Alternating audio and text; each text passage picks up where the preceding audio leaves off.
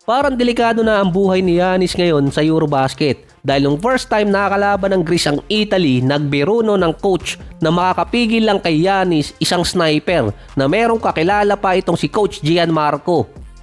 Ang coach naman ng Israel sinabing kailangan ng M16 ang pinakamadaling paraan para pigilan si Giannis, na hindi magandang joke di umano yung sinabi ng coach ng Israel na nagkaroon ng backlash online para sa mga fans. Pasok na rin sa semifinals ang Greece nang talunin lang ang Slovenia, 29.6 rebounds, 4 steals at 1 block kay Giannis. Partida pa yan, hindi naglaro si Thanasis para sa Greece, masyado na kasing overkill kung naglaro pa siya. Sa kabila naman, tinalo ng Turkey ang Poland ng walang kahirap-hirap mula sa triple-double ni Baby Jokic, Alperen Şengün, 19 points, 12 rebounds, 10 assists. Siya rin ang pinakabatang nagkaroon ng triple-double sa Dark Tournament, Eurobasket pala. Dalawang team ang undefeated pa rin sa Eurobasket ngayon. Yung isa Germany at itong Turkey na 7-0. Ang huling team kasi na nagkaroon ng sweep sa Eurobasket ay nung 2019 pa sa time ni Goran Dragic at Slovenia.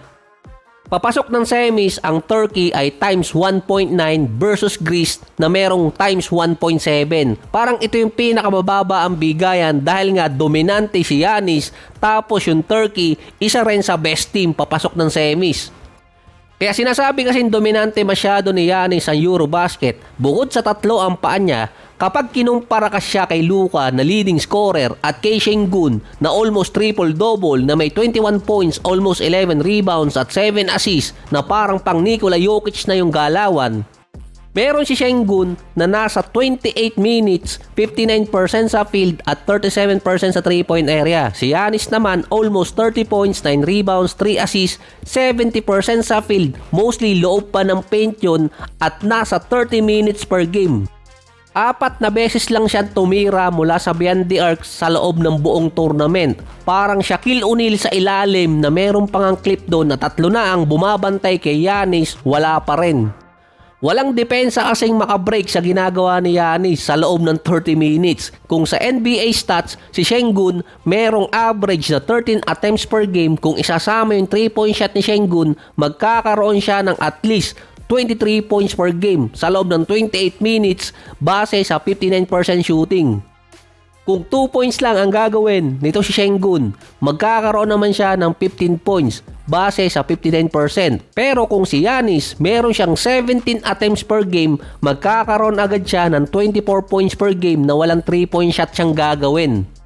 Kaya gano'n na lang kung paano i-describe si Giannis ng mga coaches. Masyadong dominante sa ilalim na walang pampigil dun sa ginagawa niya at walang defense ang makabreak dun. So balik naman tayo sa NBA, si Josh Giddey, safe ka na dahil nakapirma na ng $100 million contract sa Bulls sa 4 na taon. Hindi naman siguro iti-trade ng Bulls pagdating ng December until February. Pumatak pa rin naman sa ballpark na hinihingi ni Giddey, 20 to 30 million. Nasa 22 to 27 kasi ang nakuha niya. Mas malaki sa in-offer ng Bulls na $80 million dati.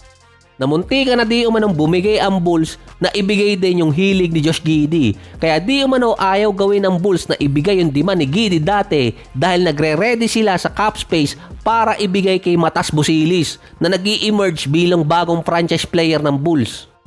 So far, ang natitira na lang ngayon ay si Kuminga na meron na lang 20 days bago yung October 1 deadline. Kasama rin doon si Quentin Grimes.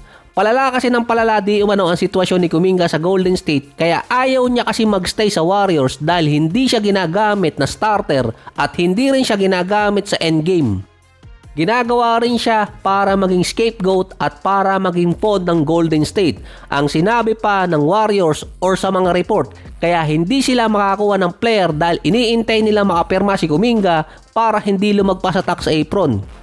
Either way, lalagpas lang din naman ang Golden State sa tax apron, mauna or huli si Kuminga na pumirma dahil nasa Golden State ang rights niya kahit lumagpas ng salary cap. Kaya no sense na iintayin muna si Kuminga na pumirma bago mapapirma si Horford, Melton or kahit si Brogdon or kaya kahit sinong player. Ang lalabas kasi doon kaya sinabing ginagawang scapegoat or pawn si Kuminga, kapag hindi nakapag-compete ang Golden State next season, ang ituturo nila si Kuminga naging dahilan kung bakit nasayang yung championship window ni Butler at ni Steph. Yung kay Jimmy Butler na kontrata nga sumakto pa sa kanila yun eh. Dapat may papalitan na doon. Kaso hindi si Kuminga ang ipinalit kundi si Butler.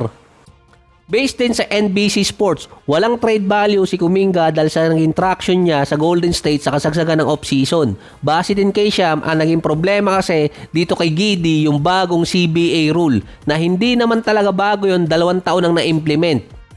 Additional rule na binigay na may restriction. Ando na yung Suns at Sacramento na nag-offer dati kay Kuminga kaso nga inipit ng Golden State. Hindi nila in-entertain yung offer. Based din doon, hindi na rin makakapagbigay ang Golden State or kahit sinong team ng 30 million na gusto ni Kuminga dahil sa base contract. Sinabihan na rin si Kuminga na dapat hindi niya kunin yung qualifying offer at pumirma na rin siya ng kontrata. At baka magaya siya sa mga player, hindi si Schroeder kundi si Nerlens Noel na kumuha ng qualifying offer, nagkaroon ng injury at natapos agad ang karir. Dahil mas malala ngayon ang pagpirma ng player dahil sa second tax apron at restriction. Kinukonsider din ni Kuminga na tanggapin ang qualifying offer dahil merong no trade clause para hindi siya magamit ng Golden State bilang pawn or kaya scapegoat.